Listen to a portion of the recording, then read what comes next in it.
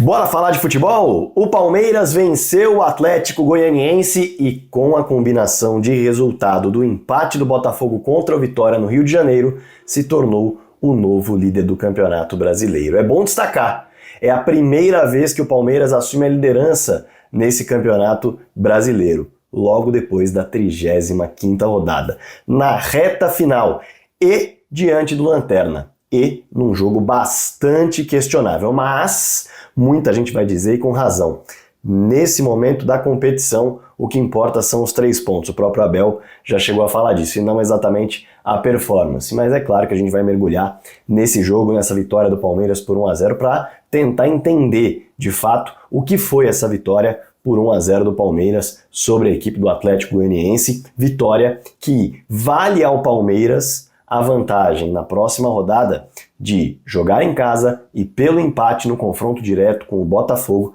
para manter a liderança nessa reta final. Antes de falar sobre tudo isso, claro que eu vou me apresentar para a galera que está chegando agora, já falando que a voz está em recuperação, né? Já está um pouquinho melhor do que do vídeo de ontem, dessa gripe, dessa otite que me pegaram. Mas está em recuperação, está melhorando, certamente amanhã já vai estar 100%. Para quem está chegando agora no canal, nós somos mais de 61 mil inscritos e eu quero que você seja mais um, tá? Prazer, meu nome é Rodrigo Fragoso, eu sou setorista do Palmeiras na TNT Esportes e produzo análises em vídeo sobre o clube nas minhas redes sociais. Essa é uma delas.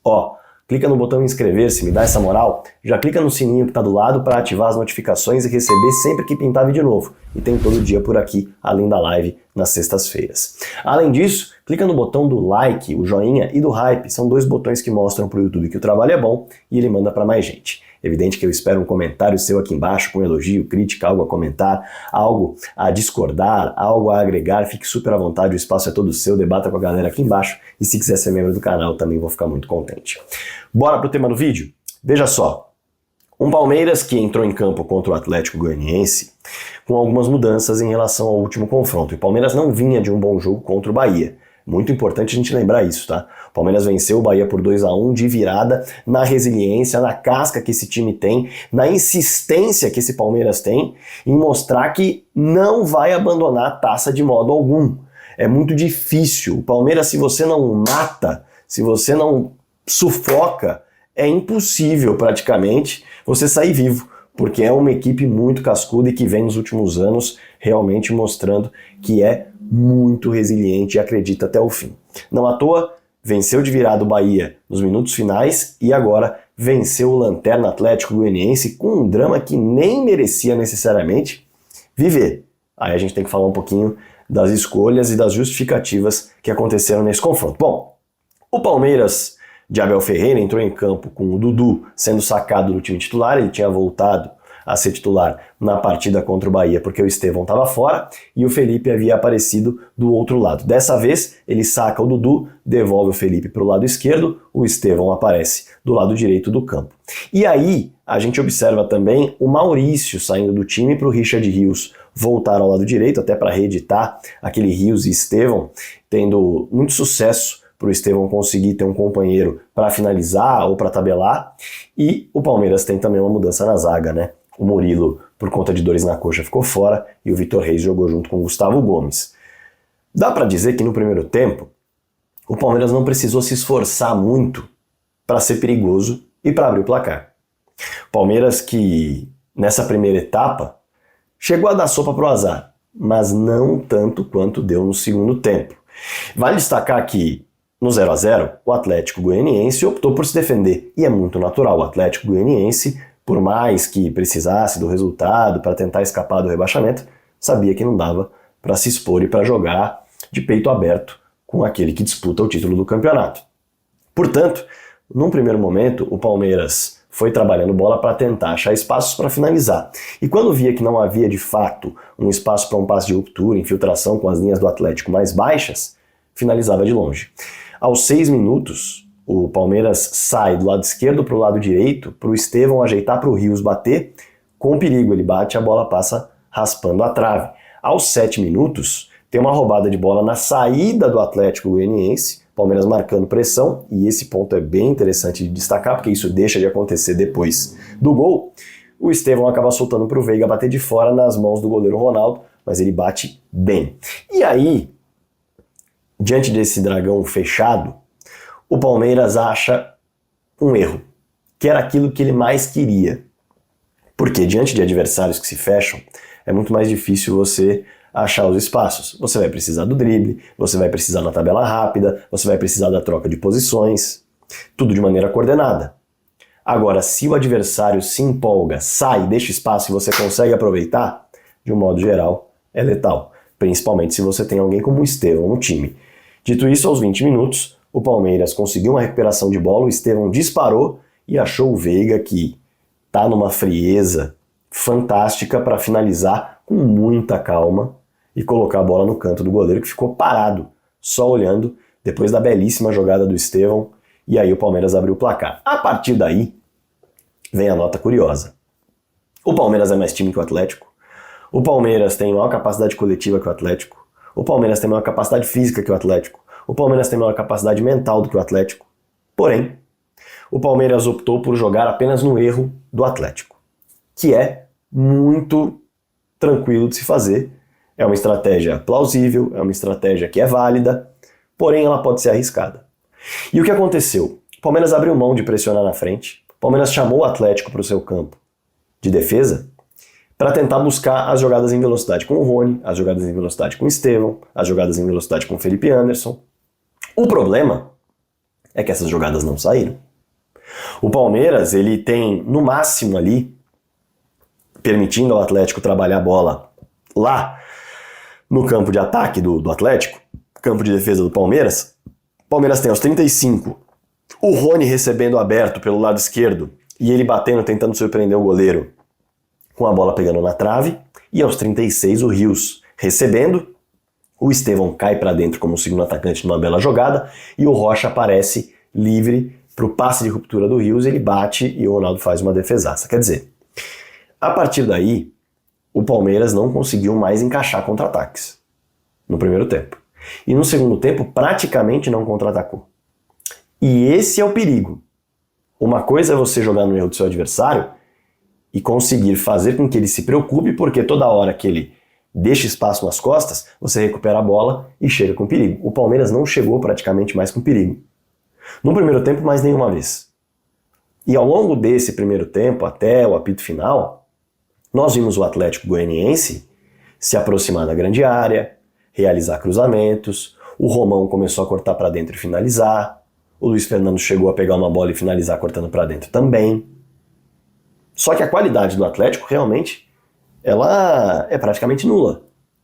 E a partir daí o Palmeiras não sofreu. Porém, não fez o Atlético sofrer. E no segundo tempo, o Palmeiras adotou a mesma postura de maneira arriscada. Por quê? Porque perdeu o meio-campo, o Palmeiras não conseguia trocar passes no meio-campo. Além disso, quando tentava encaixar uma jogada em velocidade, perdia esses duelos, e a equipe do Atlético Goianiense recuperava a bola com frequência para tentar ensaiar uma jogada. A falta de qualidade do Atlético Goianiense pesou muito para que o Palmeiras não sofresse. Porque o objetivo era chamar o Atlético para o seu campo e usar os espaços nas costas. O Palmeiras não conseguiu. Tanto houve a preocupação em relação ao Palmeiras perder esse meio-campo, que as mudanças do Abel, elas foram muito mais preocupadas em se fechar do que propriamente em explorar espaços. E veja só o detalhe. No segundo tempo, o jogo aconteceu 40% do tempo no campo de defesa do Palmeiras. E só 18% ali no campo do Atlético Goianiense. Fragoso, mas e o restante? O restante é no meio campo. Mas veja só como o Palmeiras trouxe a bola para o seu campo. E isso é arriscado, porque bola na área pode aparecer, um bate-rebate, uma finalização de média distância com desvio, que mata o seu goleiro. E o Palmeiras não conseguia usar mesmo esse pouco tempo de bola no campo do Atlético, campo de defesa do Dragão, o Palmeiras pouco conseguiu produzir. Para você ter uma ideia, foram 2 jogadas. A gente pode citar aos 13 minutos o Felipe Anderson recebendo uma invertida e soltando para o Veiga bater e o goleiro do Atlético encaixar. E 10 minutos depois o Felipe Anderson recebendo um contra-ataque e achar um belo passe, uma enfiada de bola belíssima para o Gabriel Menino. E ele bater para fora. Mas fora isso, o time do Palmeiras não conseguiu criar, não conseguiu construir, foi perdendo o meio campo e veja só as alterações. O Palmeiras aos 15 minutos tira Rony para entrar o Flaco Lopes, tentar segurar a bola um pouco mais à frente, não aconteceu, e sai o Veiga para entrar o Gabriel Menino. Ele poderia colocar o Maurício, por exemplo, mas não. Entrou o Gabriel Menino. Estamos falando de um volante. Depois, o Aníbal deixou o campo para reforçar o meio campo com o Zé Rafael. O Aníbal estava cansado. O Caio deixou o campo para a entrada do Vanderlan. Renovou posição por posição. E para fechar, o Estevão deixa o gramado para a entrada de um volante, o Fabinho. Claramente, o Abel Ferreira foi percebendo que o time não tinha saída, o time não conseguia contra-atacar e o Atlético ia se aproximando. Mas a atitude competitiva do Palmeiras no terço, vou melhorar, não vou falar terço, no campo de defesa, foi uma atitude competitiva muito boa, impedindo muitos cruzamentos, o que seria perigoso com as peças que o Atlético tinha, e travando jogadas por dentro também. Então essa atitude competitiva fez com que o Atlético Goianiense, que não é uma equipe tão forte em termos de qualidade, também não conseguisse construir, apesar de ter a bola todo esse tempo no campo de ataque. Por fim, a equipe do Atlético finalizou só 4 vezes no segundo tempo. Então a gente está falando de um Atlético que mesmo com toda a posse de bola, não conseguiu criar, muito por conta da atitude competitiva do Palmeiras na defesa. Mas não funcionou a estratégia para sair, não funcionou a estratégia para avançar, não funcionou a estratégia para criar nos espaços, ou para segurar a bola lá na frente com o Flaco. Foi um jogo que o Palmeiras ficou devendo ofensivamente. Nós precisamos falar isso. E aí, ao longo do jogo, muita gente comentou, né? O campo está muito pesado. Mas o campo estar muito pesado não necessariamente fará com que a equipe do Palmeiras não consiga trabalhar a bola, botar o Atlético para trás. O Atlético, em alguns momentos, parecia ter até um a mais do que o Palmeiras em relação ao meio campo.